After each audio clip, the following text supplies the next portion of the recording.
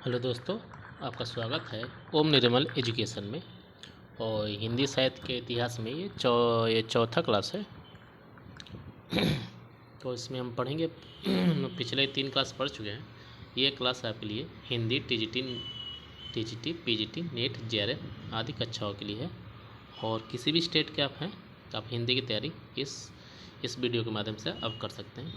ये नोट्स हैं, आप इस नोट्स के माध्यम से आप तैयारी कर सकते हैं। ये जो नोट्स है करीब 1 से 1.5 घंटे का नोट्स क्लास का 10 से 15 मिनट के वीडियो में समराइज है। तो आइए हम देखते हैं। तो हम लोग हिंदी साहित्य के हिंदी इतिहास के स्रोत देख रहे थे, उसमें भी कुछ बचे हुए थे। तो आज हम लोग शुरू करेंगे। राग सर्वोद्भव राग, जो इसके रचनाकार कौन है? कृष्णानंद। इसके रचनाकार कौन है? कृष्णानंद है। और इसके रचनाकाल विक्रम संवत 1900 है। ठीक है। इस रचना में 100 से अधिक कृष्ण भक्त कवियों का परिचय दिया गया है, साथ ही उनकी रचनाओं की समीक्षा भी की गई है। ठीक है। और याद रहेगा, राग सर्वोद्भव राग, जो इसके रचनाकार कौन है? कृष्णानंद। और रचनाकाल विक्रम संवत 1900। और इस रचना में 100 से अधिक कृष्ण भक्त कवियों का परिचय दिया गया है और साथ ही उनकी रचनाओं की समीक्षा भी की गई है। आइए नेक्स्ट देखते हैं। इतिहासकार है और ये ग्रंथ है श्रृंगार संग्रह है। और इसके रचनाकाल है सरदार कवि। श्रृंगार संग्रह कैसे याद रखें? ट्रिक लिखा है पगड़ी। अक्सर भी आप जानते हैं कि सरदार लोग हैं ना, अपने सर पे जो पहनते हैं पगड़ी, बड़ी अपने सर को बड़ा सजाते हैं, वैसे सही पगड़ी सजाते हैं, कड़ा पहनते हैं। तो उसे आप ये छोटे से ट्रिक के माध्यम से याद रख सकते हैं। श्रृंगार संग्रह। ठीक है। सरदार कवि, सरदार लोग क्या करते हैं? पगड़ी पहनते हैं, कड़ा पहनते हैं, श्रृंगार करते हैं अपने सर का, बहुत अच्छे दिखते हैं। तो श्रृंगार संग्रह का रचनाकार कौन है? सरदार कवि। ठीक है। और रचनाकाल कौन है? रचनाकाल क्या है? विक्रम संवत 1904। ठीक है। इस रचना में 125 से अधिक रचनाकारों का परिचय तथा उनकी रचनाओं के उदाहरण के साथ उनके काव्यांगों की भी विवेचना वर्णित है। ठीक है। श्रृंगार संग्रह में क्या है? सरदार कवि है और 125 से अधिक रचनाकारों का परिचय तथा उनकी रचनाओं के उदाहरण के साथ उनकी काव्यांगों की भी विवेचना वर्णित है। राग सर्वोद्भव राग कृष्णानंद। ठीक है। राग सर्वोद्भव राग, इसमें क्या है? 100 से अधिक कृष्ण भक्त कवियों का परिचय है। ठीक है। और श्रृंगार संग्रह में 125 से अधिक रचनाकारों का परिचय है। आगे देखते हैं। अब देखते हैं नेक्स्ट। कवि रत्नमाला है और इसके रचनाकार कौन है? मुंशी देवी प्रसाद। और रचनाकाल कब है? विक्रम संवत 1968। इसमें क्या है कि राजस्थान के 108 रचनाकारों का परिचय, उनके अनेक कवित्व सवैया छंदों का संग्रह है। इस रचना के 2 भाग हैं। ठीक है। आगे हम लोग डिटेल पढ़ेंगे। कवि रत्नमाला कैसे याद रखेंगे? मुंशी देवी प्रसाद। ऐसे भी मुंशी प्रेमचंद का लोग नाम सुनेंगे। अगर आप मुंशी प्रेमचंद क्या है? और हिंदी साहित्य के सबसे भाई मुंशी हैं, रत्न है, एक तरफ से रत्न है। तो इसी से याद रखेंगे। रत्न से क्या रखेंगे? मुंशी क्या है? हमारे मुंशी प्रेमचंद क्या है? हमारे हिंदी साहित्य के एक तरफ से क्या है? रत्न है। तो उस रत्न से छोटे ट्रिक से अभ्यास रख सकते हैं। कवि रत्नमाला। और ये भी और ट्रिक है कि मुंशी क्या है? मुंशी लोग जिसमें लाला को भी बोलते हैं, जो मुंशी का काम करते हैं। पैसा धन जैसे पैसा का हिसाब किताब करते हैं। पैसा का मतलब धन हुआ और धन को रत्न भी कहा जाता है। तो कवि रत्नमाला जैसे भी आप याद रखें, ऐसा तो हमें याद है, आप लोग जैसे भी याद रखना। कवि रत्नमाला, रचनाकार क्या है? मुंशी देवी प्रसाद। ठीक है। और रचनाकाल विक्रम संवत 1968। इसमें क्या वर्णित है? राजस्थान के 108 रचनाकारों का परिचय और उनके कवित्व सवैया छंदों का संग्रह है। इस रचना के 2 भाग है। ठीक है। और नेक्स्ट देखते हैं। ये हमको हिंदी साहित्य के अंतिम ही लग रहा है। Gorakhnath and the Kanphatas yogis. इसके रचनाकार क्या है? ब्रिग्स या ब्रिग्ज, कहीं कहीं ब्रिग्स भी आता है, कहीं ब्रिग्ज। इंग्लिश वर्ड है तो ब्रिग्स या ब्रिग्ज आते हैं। रचनाकाल विक्रम संवत 1955। मैंने अभी सभी तक जितने भी हिंदी साहित्य के स्रोत हमने पढ़े सभी क्रम वाइज था, लेकिन ये लास्ट में जो मैंने गड़बड़ा गया, जो कवि रत्नमाला लास्ट में होना चाहिए था, 1968 है। और गोरखनाथ एंड दी कनफटाज योगी को पहले रखना था। आप लोग देख लीजिएगा। और इतिहास के शोध अब समाप्त होता हुआ। और आगे हम लोग देखेंगे हिंदी में इतिहास लेखन की परंपरा। ठीक है, हिंदी में इतिहास लेखन की परंपरा मैंने ये पहले देखते हैं। लेखन की परंपरा में गर्सा दत्तासी, और ये क्या है, फ्रेंच विद्वान है। और इनकी रचना क्या है, इस्तवार दला लितरत्यूर एंदोई एंदोस्तानी। ठीक है, इस्तवार का मतलब होता है हिस्ट्री, और लिटरेचर का मतलब लिटरेचर, एंदोई का मतलब हिंदोई, और एंदोस्तानी का मतलब हिंदुस्तान। ठीक है, गर्सा दत्तासी जो एक फ्रेंच विद्वान है, और रचना क्या है, इस्तवार दला लिटरेचर एंदोई एंदोस्तानी। हिंदी अर्थ देख लीजिए, हिंदुस्तानी व हिंदवी साहित्य का इतिहास। इसकी प्रकाशन वर्ष याद रखें। प्रकाशन वर्ष में इनकी 2 संस्करण है, प्रथम संस्करण और द्वितीय संस्करण। प्रथम संस्करण में 2 भाग, और द्वितीय संस्करण में इनकी 3 भाग है। ठीक है, तो हम लोग प्रथम संस्करण की प्रथम भाग को ही याद रखेंगे, 1839। ऐसे अगर आप चाहें तो पूरा याद रख सकते हैं, लेकिन फोकस आप लोग 1839 पे याद रखें। ठीक है, अगर एग्जाम में पूछेगा तो 1839 से पूछेगा इसकी प्रकाशन वर्ष कब हुई थी। इस्तवार दला लितरत्यूर एंदोई एंदुस्तानी की 1839, और द्वितीय भाग 1847 है, और द्वितीय संस्करण में प्रथम 2 भाग 1870 और तीसरा भाग 1871, 39, 47, 70, 71। ऐसे ईजी भी है, लेकिन 1839 को ध्यान रखें। और प्रकाशक कौन है, the oriental translation committee Ireland. ठीक है, देखिए इस्तवार दला लिटरेचर एंदोई हिंदुस्तानी की जो प्रकाशन कहाँ हुई थी, किसने किया था, the oriental translation committee Ireland. ठीक है, प्रकाशक कौन है, the oriental translation committee Ireland. और इसके बारे में हम लोग विशेष तथ्य क्या देखते हैं, यह फ्रेंच भाषा में रचित है। ठीक है, यह फ्रेंच भाषा में रचित, सही फ्रेंच विद्वान है तो फ्रेंच भाषा में तो रचना होगा ही।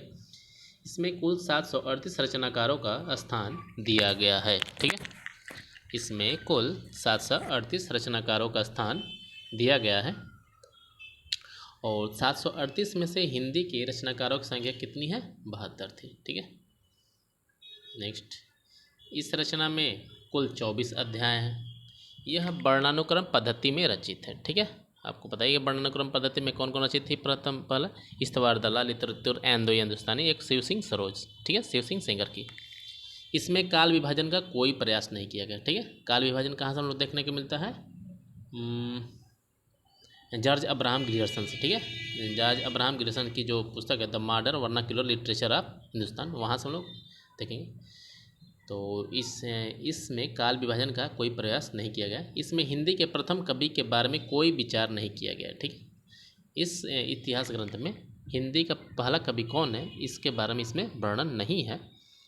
ठीक है, और वर्णनानुक्रम पद्धति में लिखने के कारण पहले नंबर पर कवि अंगद आए और अंतिम कवि हेमंत हुए। ध्यान रखें, यहाँ पहले हिंदी साहित्य के इतिहास की पहला कवि का वर्णन नहीं है। इन्होंने वर्णनानुक्रम पद्धति में लिखा गया है, तो पहले नंबर पर नहीं, पर डिक्शनरी वाइज पहले अ से आता है तो अ, जैसे अ से होगा, अगर क से कोई होता अ वाला ना होता तो क होता। तो पहले नंबर पर कवि कौन है, अंगद आए, और अंतिम कवि हेमंत। देखिए ऐसे भी ह जो होता है लगभग अंतिम ही वर्णन होता है हमारी वर्णमाला का, और अ वर्णमाला या स्वर का सबसे प्रथम होता है, इसलिए अंगद। ठीक है, लेकिन ये पहला कवि नहीं है, ध्यान रखेंगे। और मौलवी करीमुद्दीन ने इनके प्रथम 2 भागों का क्रमशः तबकात सस्वरा 1848 ईस्वी में फारसी में अनुवाद किया, और तज़किरा ई शुअराई हिंदी में अनुवाद किया। देखिए हम लोगों ने अभी ऊपर पढ़ा था, मौलवी करीमुद्दीन ने तबकात सस्वरा फारसी में, और दूसरा भाग जो है तज़किरा ई शुअराई हिंदी में अनुवाद किया था। आइए हम लोग ऊपर देख लेते हैं एक बार। देखिए ये जो पहला भाग है इस्तवार दला लिटरेचर एंदो हिंदुस्तानी का जो पहला भाग है, प्रथम भाग 1847, द्वितीय भाग 1847। मौलवी करीमुद्दीन ने क्या किया, तबकात सस्वरा फारसी में इसको अनुवाद किया 1848 में, और तज़किरा ई शुअराई द्वितीय भाग को 1847 वाला जो है इसको तज़किरा ई शुअराई हिंदी में अनुवाद किया। ठीक है, ध्यान रखेंगे आप। और मौलवी करीमुद्दीन के ऐसे भी आगे देखते हैं। नेक्स्ट, मौलवी करीमुद्दीन द्वारा अनुदित ग्रंथ में रचनाकारों की संख्या क्या है, 1004 थी, और तथा हिंदी के रचनाकार 60 हैं। ठीक है, इन्होंने जब मौलवी करीमुद्दीन द्वारा अनुदित ग्रंथ में रचनाकारों की संख्या क्या है, 1004 थी, तथा हिंदी के रचनाकार 60 है, जबकि हम लोग पढ़े होंगे ऊपर, इसमें जो मूल जो ग्रंथ था इस्तवार दलाल लितरतुर एंदोई हिंदुस्तानी का 738 रचनाकार थे और इसमें 72 हिंदी के रचनाकार थे। ठीक है, जब मौलवी करीमुद्दीन ने इसको अनुवादित किया, मैंने अनुवाद किया, तो 1004 हो गए। 1004 इन्होंने रचनाकारों संख्या रखी, तथा हिंदी के रचनाकार कितना थे 60।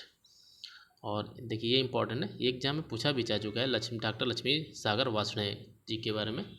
1953 ईस्वी में डॉक्टर लक्ष्मी सागर वार्ष्णेय ने गारसा द तासी के इतिहास ग्रंथ का हिंदुई साहित्य का इतिहास नाम से हिंदी में अनुवाद किया। ठीक है, एग्जाम में पूछा जा चुका है, ये मोस्ट इंपॉर्टेंट है, जो भाई एक सब अगर एग्जाम में पूछ लिया तो इम्पोर्टेंट ही है। तो हिंदुई साहित्य का इतिहास, ठीक है, जो है पूछा था हिंदुई साहित्य का इतिहास के लेखक कौन है, रचनाकार कौन है और ये किसका अनुवादित है।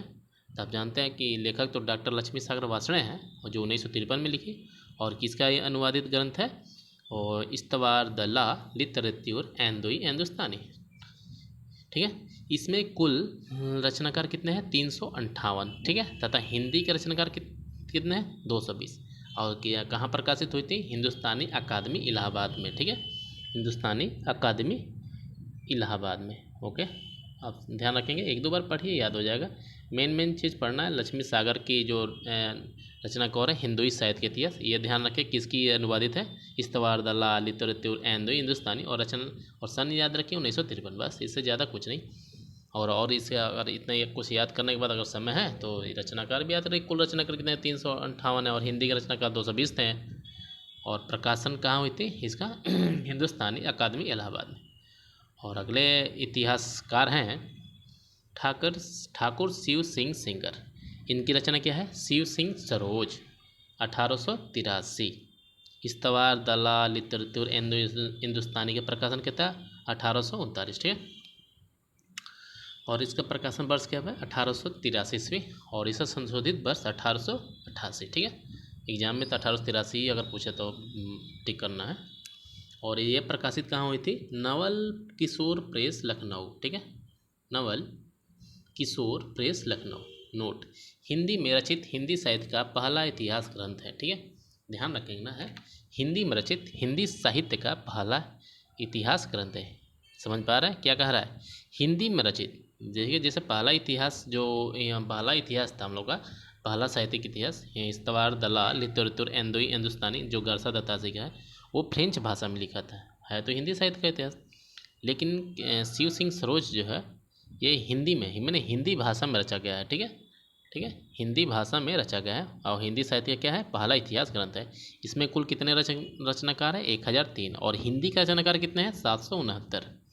इसमें काल विभाजन का कोई प्रयास नहीं है। ठीक है, इसमें काल विभाजन का कोई प्रयास नहीं है। ठीक है,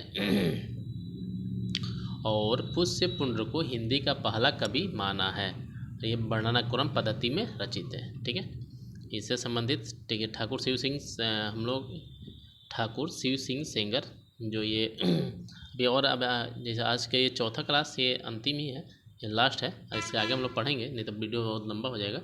ठाकुर शिव सिंह सेंगर जो रचना किया है शिव सिंह सरोज 1883 प्रकाशित कहाँ हुई थी, नवल किशोर प्रेस लखनऊ।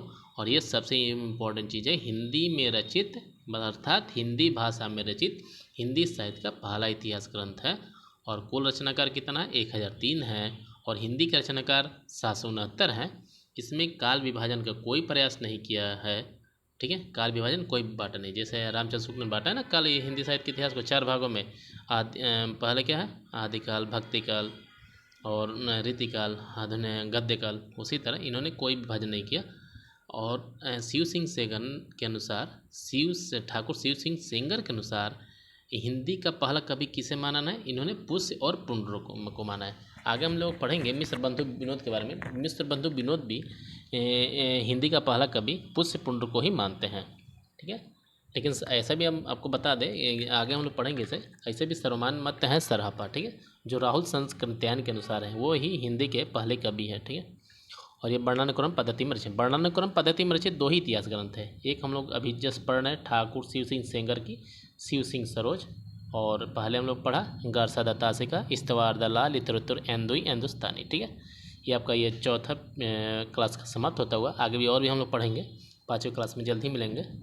और इसका जो मैंने पीपीटी है, ये जो इसके इस फोटो का पीडीएफ आपके लिंक जो है डिस्क्रिप्शन में रहेगा, वहाँ सब चाहें तो आप डाउनलोड कर सकते हैं। ठीक है, धन्यवाद। इस वीडियो को लाइक करिए और सब्सक्राइब करिए। अगर अच्छा लगा हो तो ज़रूर लाइक करिएगा। धन्यवाद।